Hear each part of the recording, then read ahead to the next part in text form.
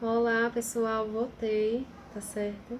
Me desculpem, é porque minha câmera ela não tá suportando gravar vídeos um tempo muito longo. Depois eu vou ver essa configuração, tá certo?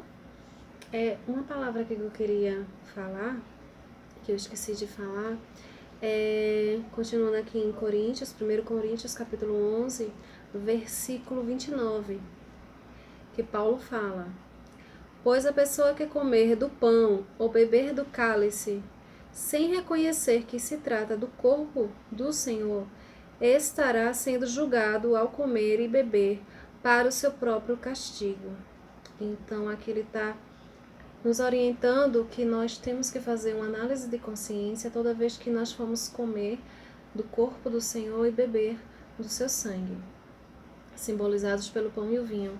Temos que fazer uma análise de consciência e apresentar ao Senhor os nossos pecados e os nossos erros, o que está incomodando a gente, o que está acontecendo na nossa vida que a gente precisa melhorar, tá certo? E eu vou ler aqui mais um pouquinho. João, Jesus falando sobre a ceia dele, né? João capítulo 6, versículo 47 ao 58. Eu afirmo a vocês que isto é verdade. Quem crer tem a vida eterna. Eu sou o pão da vida. Os antepassados de vocês comeram um maná no deserto, mas morreram. Aqui está o pão que desce do céu. E quem comer desse pão nunca morrerá. Eu sou o pão vivo que desceu do céu. Se alguém comer desse pão, viverá para sempre. E o pão que eu darei para que o mundo tenha vida é a minha carne. Aí eles começarão a discutir entre si e perguntavam: Como é que este homem pode dar a sua própria carne para a gente comer? Então Jesus disse: Eu afirmo a vocês que isto é verdade. Se vocês não comerem a carne do Filho do Homem e não beberem do seu sangue, vocês não terão vida. Quem come a minha carne e bebe o meu sangue tem a vida eterna, e eu ressuscitarei no último dia. Pois a minha carne é a comida verdadeira e o meu sangue é a bebida verdadeira. Quem come a minha carne e bebe o meu sangue vive em mim, e eu vivo nele. O Pai, que tem a vida, foi quem me enviou, e por causa dele eu tenho a vida. Assim também, quem se alimenta de mim terá vida por minha causa. Este é o pão que desceu do céu, não é como o pão que os antepassados de vocês comeram, e mesmo assim morreram. Quem come deste pão viverá para sempre. Isso foi o que Jesus falou sobre o corpo dele, sobre a pessoa dele. E a gente faz isso na ceia do Senhor, que é comer o pão, simbolizado pela carne, que simboliza a carne do Senhor Jesus, e o vinho, que simboliza o sangue do Senhor Jesus Cristo. Então vamos lá. Eu pego um pão, né? Parto ele e me alimento.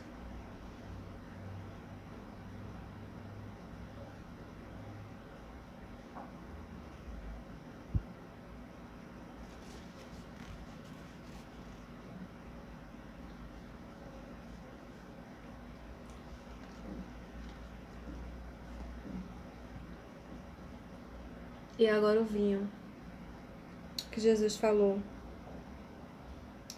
Assim também, depois do jantar, ele pegou o cálice e disse: Este cálice é a nova aliança feita por Deus com o seu povo, aliança que é garantida pelo meu sangue. Cada vez que vocês beberem deste cálice, façam isto em memória de mim.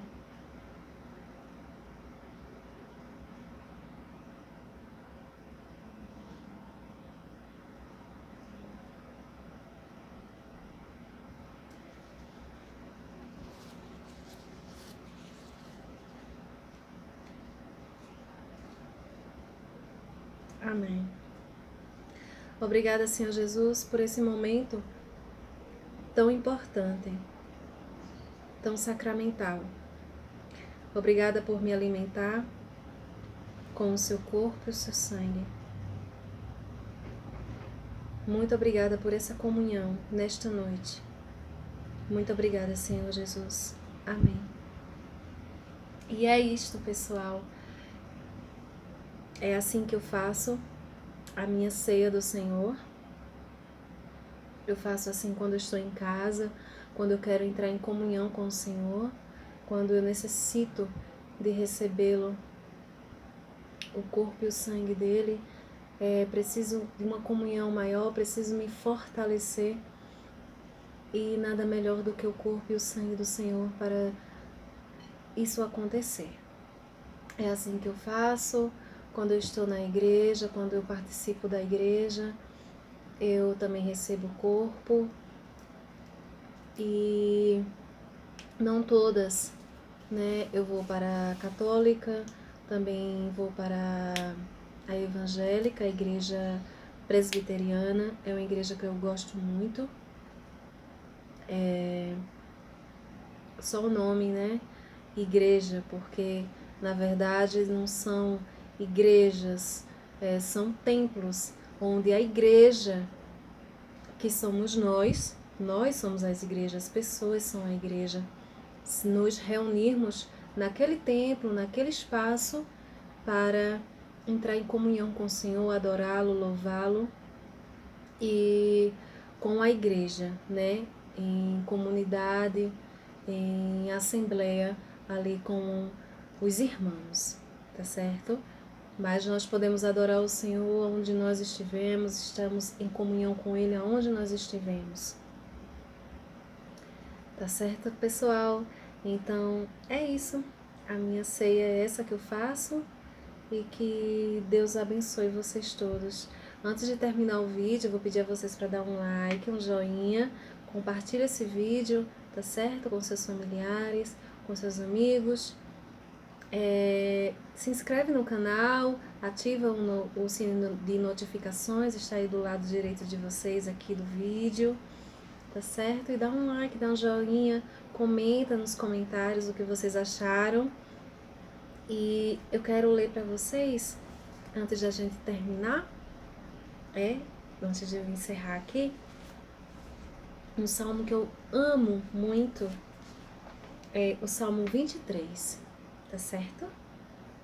Deus, o nosso pastor. Salmo de Davi.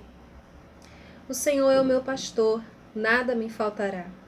Ele me faz descansar em pastos verdes e me leva a águas tranquilas. O Senhor renova as minhas forças e me guia por caminhos certos, como Ele mesmo prometeu. Ainda que eu ande por um vale escuro como a morte, não terei medo de nada, pois Tu, ó Senhor Deus, estás comigo. Tu me proteges e me diriges. Preparas um banquete para mim, onde os meus inimigos me podem ver. Tu me recebes como um convidado de honra e enches o meu copo até derramar. Certamente a tua bondade e o teu amor ficarão comigo enquanto eu viver.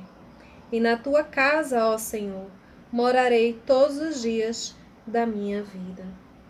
Glória ao Pai, ao Filho e ao Espírito Santo, como era no princípio, agora e sempre. Amém. Eu amo muito esse salmo.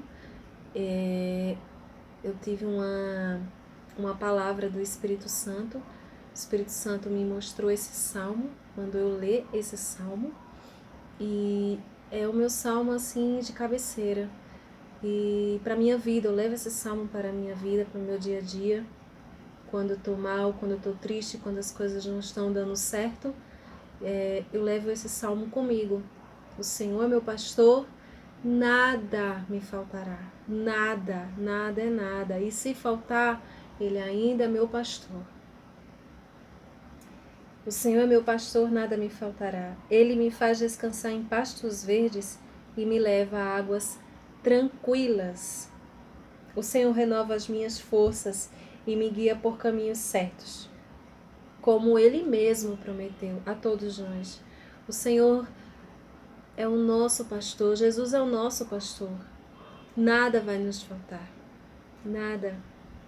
E eu vi isso, gente, na pandemia, né? Quando o governo fechou o comércio aqui a cidade de Caruaru e o comércio pela segunda vez, e foi aterrorizante, foi muito ruim, né, gente? Eu fiquei sem trabalhar e tava faltando algumas coisas aqui em casa, não que eu não tivesse condições de comprar, mas eu não fui comprar, eu fiquei me segurando um pouco e Deus foi maravilhoso comigo, porque veio uma pessoa aqui muito legal, um homem de Deus, veio aqui na minha casa trazer um armário para mim. E para minha surpresa, ele trouxe muito mais do que um armário. Ele trouxe muitos alimentos para mim, muitas verduras e frutas e carne. E eu fiquei assim, vendo a providência de Deus, vendo o carinho, o cuidado do meu Pai, do nosso Pai celestial, comigo, conosco. A providência de Deus, a providência do Senhor Jesus Cristo na minha vida. Jesus, ele intercede, ele é o sumo sacerdote, né? Ele é o Filho de Deus e ele é o sumo sacerdote que está na presença de Deus, do Pai dele, dia e noite, intercedendo por nós. Só ele, não tem outra pessoa que intercede por nós no céu. Somente ele, somente Jesus intercede ao Pai. É isso que os apóstolos falam. É isso que os apóstolos nos ensinam, tá certo?